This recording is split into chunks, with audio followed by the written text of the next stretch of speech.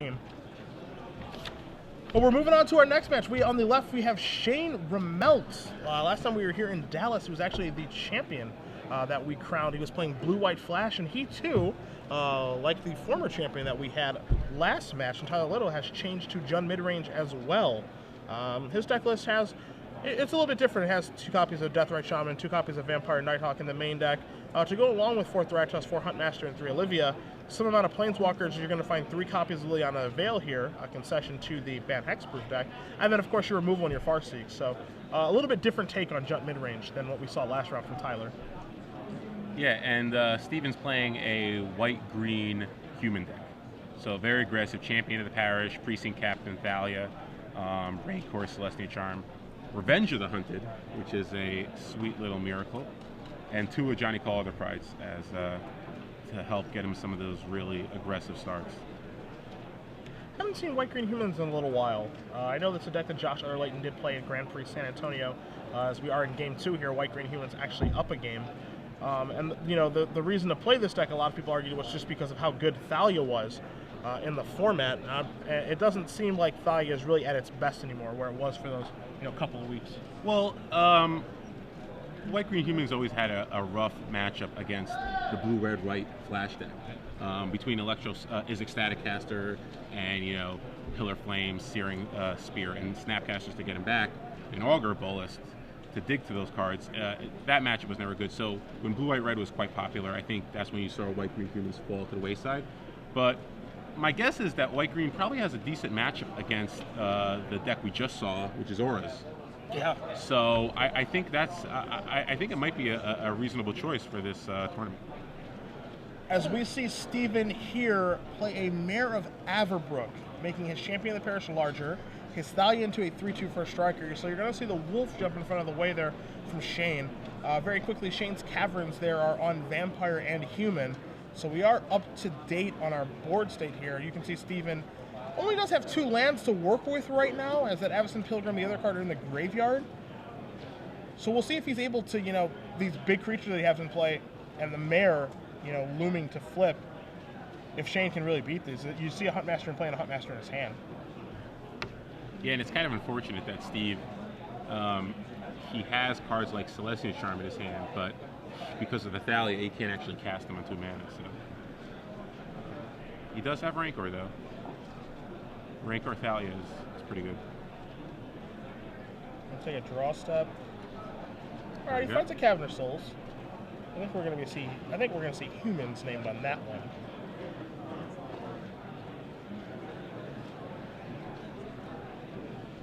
Slides that right in there, and as you said, he does have Rancor in his hand. Rancor, yeah, if he put on Thalia, that'll make it a 2/3. Make it a 4. Make it a 5/1 Trampler. 5/2. 5/2 Trampler, which will be difficult for Shane to answer, especially in this board state. I think you might want to just attack with both, though.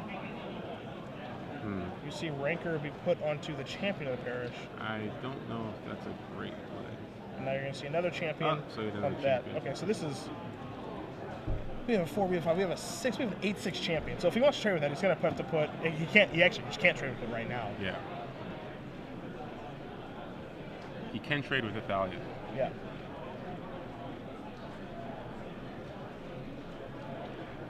Thalia being a 3/2, could double block with the Huntmaster and the Wolf token. First strike would take care of one of them, and the other one that is left behind would take care of the Thalia. Even then, that doesn't even feel great. Although, it just takes care of the Huntmaster. Honestly, yeah, I don't think you want to block the Thalia there. I think you might want to, honestly, you might want to just take it, untap, and then pass the turn back and flip both your Huntmasters, killing a Thalia and a Mare. Then you could actually block the champion. So we see Dragon Skull Summon drawn for the turn. The rest of the cards in Shane's hand are a Thragtusk, a Vampire Nighthawk, and a Garruk Primal Hunter. Garruk, obviously, a card that he cannot cast. Knowing that now, does that change your play? Knowing that he has a Nighthawk, he has a Thragtusk that he can cast?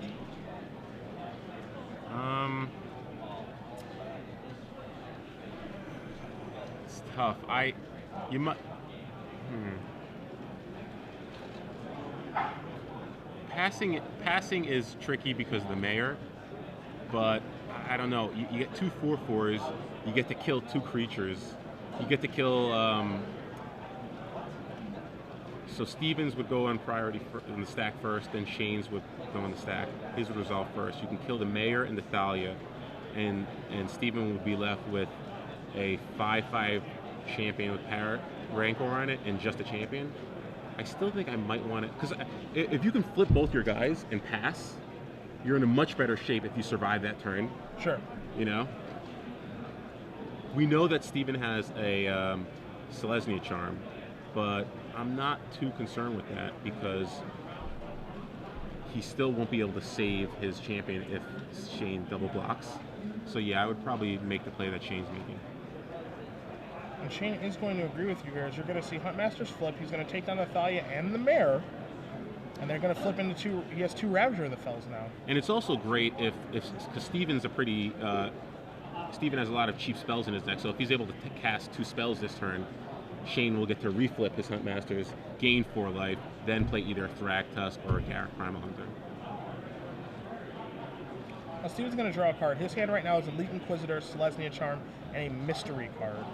And that Mystery card is a Sun Petal Grove, so he can cast both spells in his hand. And you are going to see him cast that Elite Inquisitor. And that's going to pump both of the champions now. One is a 2/2, one is an 8/6. So technically, if he attacks with the giant, he can Selesnya Charm it. Shane still probably double blocks here. And I think he still is able to kill the champion. But he would get rid of both of the Ravager Fells. Yeah. But that's a fine trade I think Shane is willing to make, because he's going to follow this up with a Thragtusk anyway. I think Shane really wants to double block here. Yeah. You see him pulling in both Ravagers, and he is going to double block here. Alright, that's going to happen. Rancor's going to come back to Steven's hand.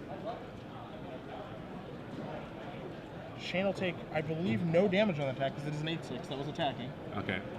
So he sits pretty at 10. Gets a Rancor back, recast the Rancor. I put the Rancor maybe on the Elite Inquisitor. Yeah. But nope. no, he just no play. Go back Selesnya Charm for something. And we see Liliana the Veil to draw step here. So Shane is going to play a Thragtusk, so he's going to move up to 15.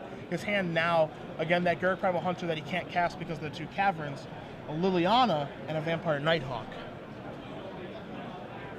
Yeah, it'd be great if he draws a Swamp here, so he can cast the Liliana and the Nighthawk.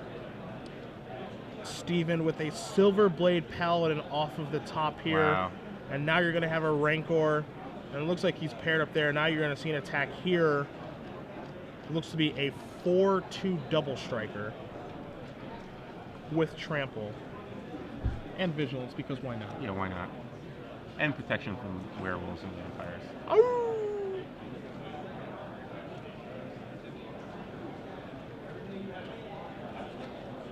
Really good draw there by Steven. Big draw. You see Thragtusk get in front. We're going to see a point of Trample there. Actually, we're going to see more than that, excuse me, because of Double Strike. And the Wolf Token coming to play. Steven still has the Selesnya Charm. Oh, perfect. Woodland Cemetery. So he could cast the Nighthawk and the Liliana, killing one of probably the champion of Paris. Yep. The Nighthawk could block the Silverblade Paladin. So there's your Nighthawk. There's your Liliana. There goes the champion. So all things that we thought would happen. So he gives himself a little breathing room. Although the Selesnya Charm still is going to make it a good attack for Steven. Steven's going to take a draw step.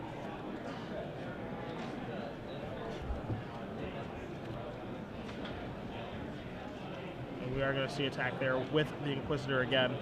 The 4/2 double striker coming across. Is he attacking Liliana or Shane this early? I have to imagine he's attacking Shane. Yeah, I don't know why you want to go after. You see that Beast Token jumps in the way. You're going to see a Selesnya Charm here. Is that lethal? That's going to turn to 6. 12, so he goes to 1.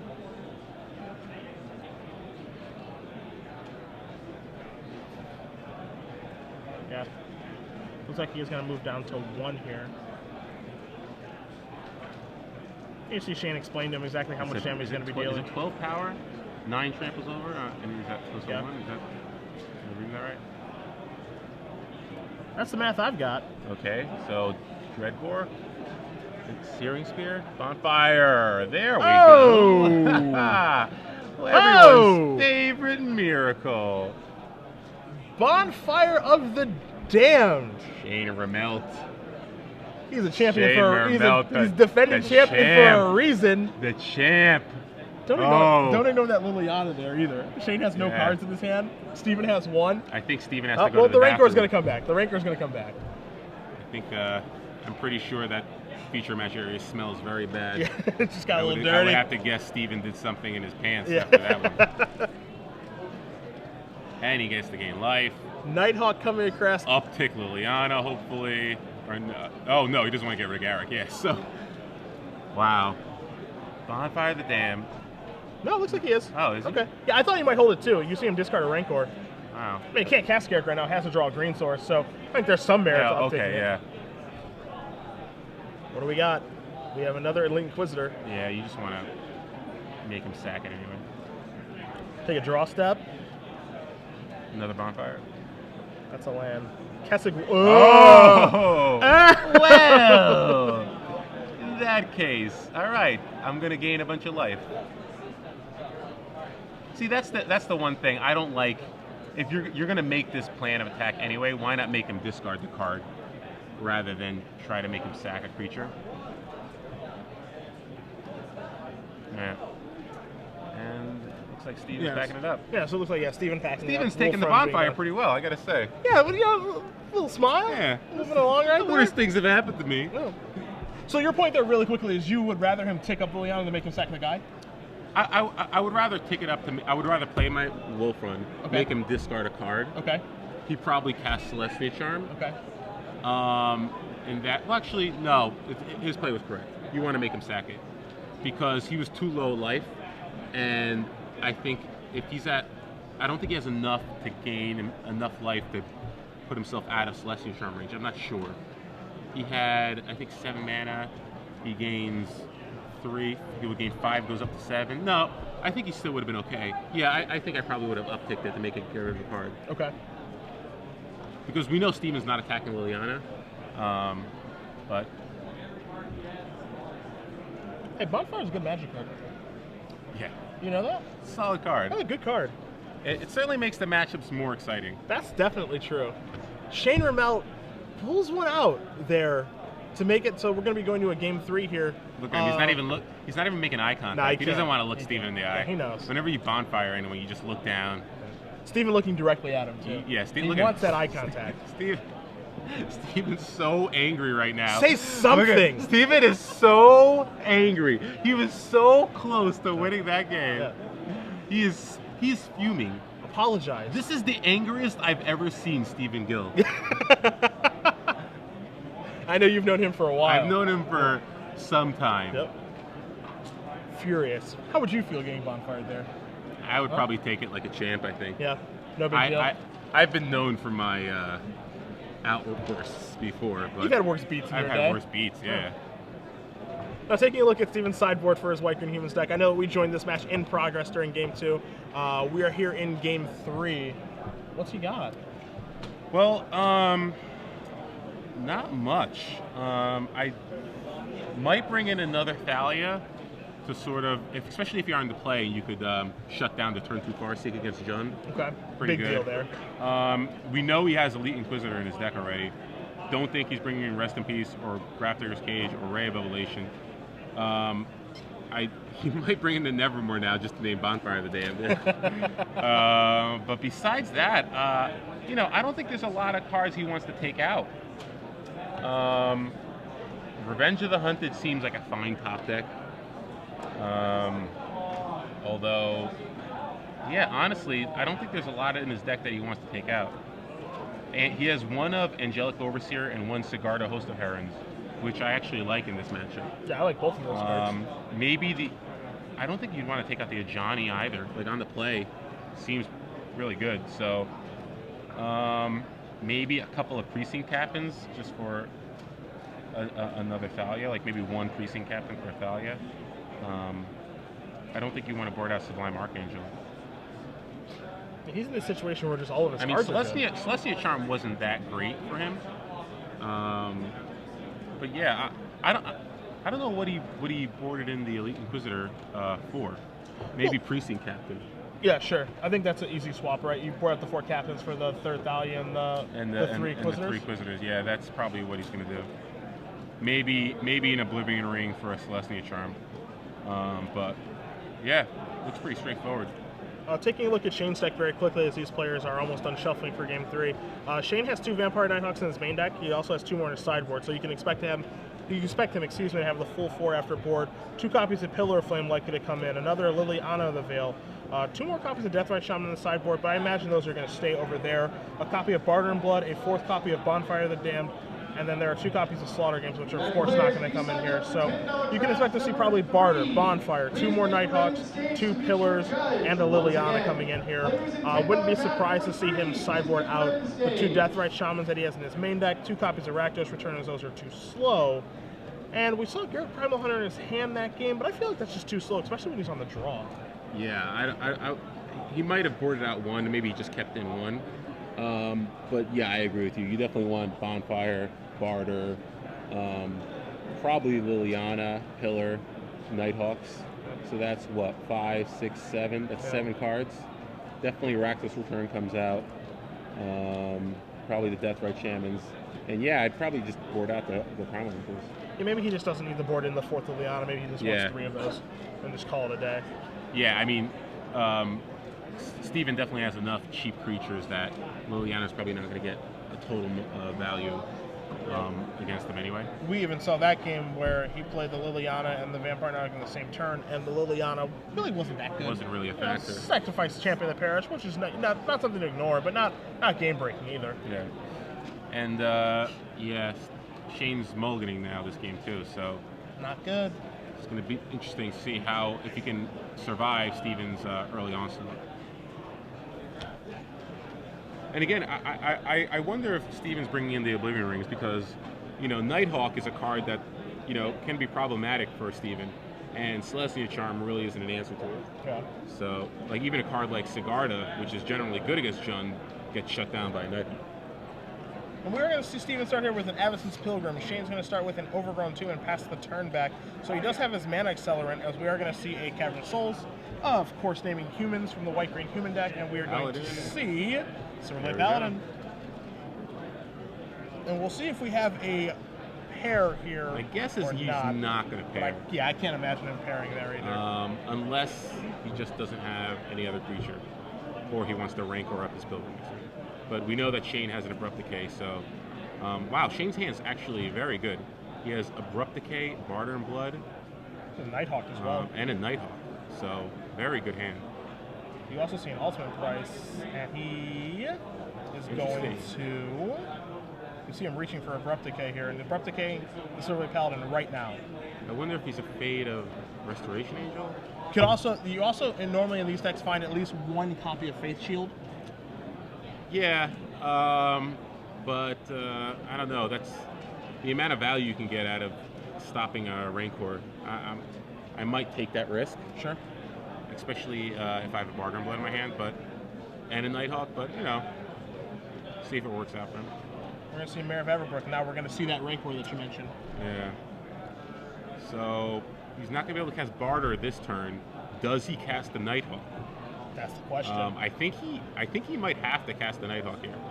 I don't think he could just pass the turn and let the Mayor flip, because then Barter gets much worse. Yeah. So I think he has to cast Nighthawk here, and especially he doesn't even have 4th land. It doesn't look like so. Pretty sure a Nighthawk or an Ultimate Price he's got. You're going to see Ultimate Price take care of the Mayor right now, not letting it flip, not letting it generate any more of an advantage than it already has. And Steven's going to untap, take a draw step here. There's a Temple Garden in there among the rest of his cards, and I think that's a Silverblade Paladin. It looks like it, yeah, but but it's a Thalia. Okay, I mean that's actually pretty good. Yeah, that's especially if Shane doesn't have a 4th mana, he's not going to be able to cast the Barter this turn. Shane and draws he drew the Primal Hunter. Yeah. And you see Vampire Nighthawk. Yeah, so I feel like he should have cast the Nighthawk last turn and saved the ultimate price. Now you see Thalia coming across here and not the Rancor creature, bluffing a Selesnya Charm is what it looks like. As we see Shane draws his card, and he actually draws This is gonna be a pretty good turn. I would have preferred if he didn't attack first because he wants to make sure that his bonfire resolves. But he could bonfire for one. But he chooses to cast Huntmaster.